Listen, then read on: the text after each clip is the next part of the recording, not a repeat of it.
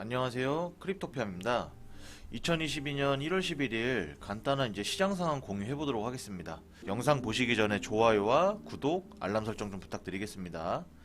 일단 아침부터 좀 꽤나 큰 이슈가 있었죠. 먼저 비트코인 상황부터 좀 알아볼게요.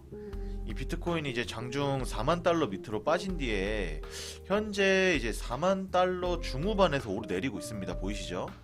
이제 후반까지 좀 올라온 게 보이는데 매수 세력이 좀 다행히 잘 받쳐주는 모습이 확인이 되네요. 아래쪽 보니까 이제 현재 비트코인 상황에 대해서 제가 자주 애용하는 사이트죠. 코인텔레그래프라는 사이트에 기고가 라케시 우페드히에가 언급한 게 있습니다. 그래서 내용을 한번 같이 보려고 제가 준비를 해왔는데, 내용을 확인해 보자면 비트코인이 39,650달러까지 하락을 했지만 이 촛대의 긴 꼬리가 보여주듯이 매수 세력이 적극적으로 사들였다, 이렇게 확인할 수가 있다고 합니다. 네, 이제 아래 차트를 같이 보자면은 이 두 이동평균선이 아래로 향하고 있는 모습 보이시나요? 두 이동평균선이 아래로 향하는 모습과 RSI가 지금 과매도 영역에 들어가 있는 게 확인이 돼요. 그러면 이게 무슨 말이냐면은 이제 황소 세력의 반대 세력인 곰 세력이 현재까지 비트코인에서 지배적인 모습을 보여주고 있다는 거예요. 하락세를 붙잡고 있다는 거죠. 그래서 현재 같은 차트에서는 가격이 45,000달러 아래로 더 하락할 경우에 다시 39,600달러의 강력한 지지선으로 떨어질 수 있고, 이 며칠 동안 이 범위를 오르내릴 수 있다는 거예요. 이렇게 내용이 적혀 있습니다. 확인해 보시면 그렇게 내용이고, 다만 황소 세력이 20일 이동평균선인 45,396달러까지 상승을 하게 되면은 52,088달러까지 상승할 수 있다는 여력이 있다는 거예요. 이렇게 되면은 간접 저항 영역까지 랠리 가능성이 충분히 있다는 거고, 45,000달러를 돌파하고 마감할 경우에 비트코인의 추세가 변환이 된다는 거예요. 이 변환이 된다는 거는 당연히 하락세에서 반등 랠리로 이어진다는 말이겠죠. 그래서 지금 같은 시장에서는 한 번에 익절이나 손절을 한 번에 하지 마시고 본인이 정한 규칙대로 가슴이 아닌 머리로 매매를 하시는 게 제일 좋습니다.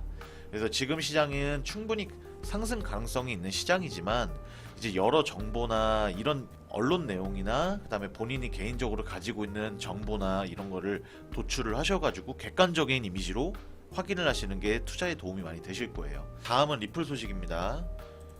게리 겐슬러 SEC 위원장이 CNBC에 출연을 해가지고 이더리움이 미등록 증권인지에 대해서 앵커가 묻는 질문에서 이번에도 거듭해서 언급을 거부했습니다. 근데 이 부분이 이슈가 되고 있어요. 왜 그러냐면은 이 리플 소송과 관련해서 핵심적인 쟁점인 만큼 법원 밖에서는 당연히 답변을 하기 어렵겠죠. 어려운데 이번에도 답변을 안 하면 안 했어야지 두루뭉술한 규제 기준을 또 제시를 하면서 어설픈 답변을 하는 모습을 보여주면서 이슈가 된 거예요. SEC에서 말을 하기를, 금융 시스템은 신용을 기반으로 하며 내부 거래를 막는 게 신용 시스템에 있어 매우 중요하다. 일부 암호화폐 프로젝트가 대중으로부터 자금을 조달을 받고 있는데 이들이 대중에게 충분한 정보를 제공하는지, 광고가 진실인지에 따라 해당 프로젝트의 증권법 적용 여부가 결정이 된다, 이렇게 말을 했습니다.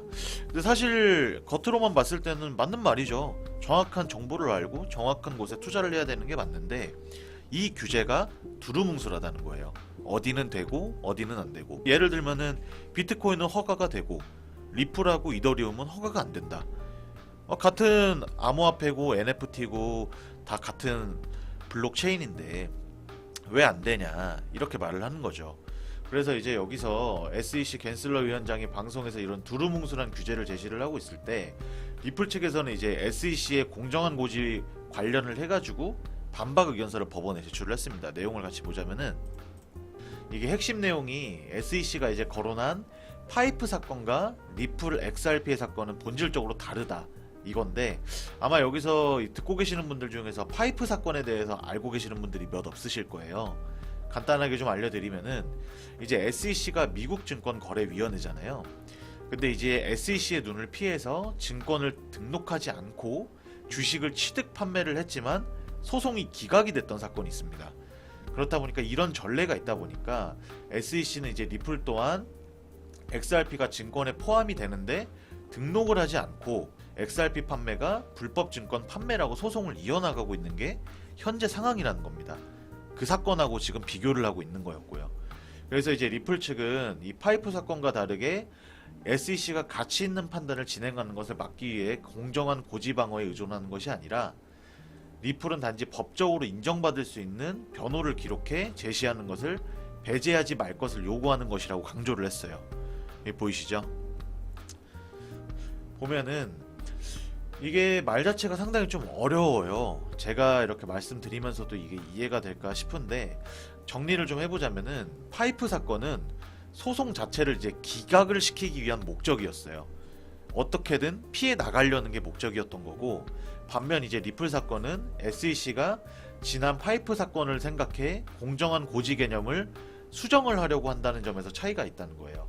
그러니까 리플이 하려고 하는 것을 너네도 같은 거 아니야? 파이프 사건이랑 같은 거 아니야? 이거 한번 법을 바꿔야겠어.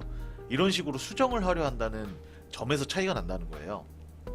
그래서 이같이 상반된 양측 입장에 대해서는 아마 다음 주 1월 19일에 이제 전문가 증언일 이후에 어느 정도 이제 내용이 좀 공개될 것 같은데, 이 부분도 19일에 한번 같이 좀 체크를 해볼게요. 금일 이슈 중 이제 큰 두 가지만 좀 다뤄봤습니다. 이제 비트코인 4만 달러 붕괴, 리플 소송 관해 가지고 중간에 어떤 과정이 있었나, 이 부분을 좀 확인을 해봤는데, 아무래도 이제 코인 투자를 하시면서 방금같이 파이프 사건이 뭔지, SEC 소송이 뭔지, 뭐 RSI가 뭔지, 이동평균선이 뭔지 모르시는 분들이 대다수일 거예요. 이제 현재 시장이 상당히 어지러운 편이에요. 현재 같은 시장에서는 이제 객관적인 정보와 차가운 머리로 매수를 해야 돈을 벌 수 있지만, 그렇다고 이 수많은 정보를 혼자서 따라가기에는 솔직하게 참 벅찬 시기인 것 같아요. 제가 초보 투자자였을 때 이런 정보를 따라가질 아예 못했으니까요. 그래서 이런 시점에서 정답이라고는 할 수는 없지만, 이제 여러 가상화폐 투자자와 교류하시면서 원활한 대응을 하시는 게 현실적으로 제일 나은 방안이다, 이렇게 말씀을 드릴 수 있을 것 같습니다. 저희 크립토피아에서는 일절 이제 유료 비용 없이 정보공유차 카톡방을 운영을 하고 있습니다. 이제 영상 하단 링크 참고하셔가지고 소통을 하시면은 아마 서로 좋은 정보를 공유해 주시다 보면은 더욱 좋은 결과가 산출이 되겠죠. 이제 영상이 좀 도움이 되셨다면은 좋아요와 구독, 알람 설정 꼭 부탁드리면서 언제나 이제 성투하시길 기원하겠습니다. 이상 크립토피아였습니다. 감사합니다.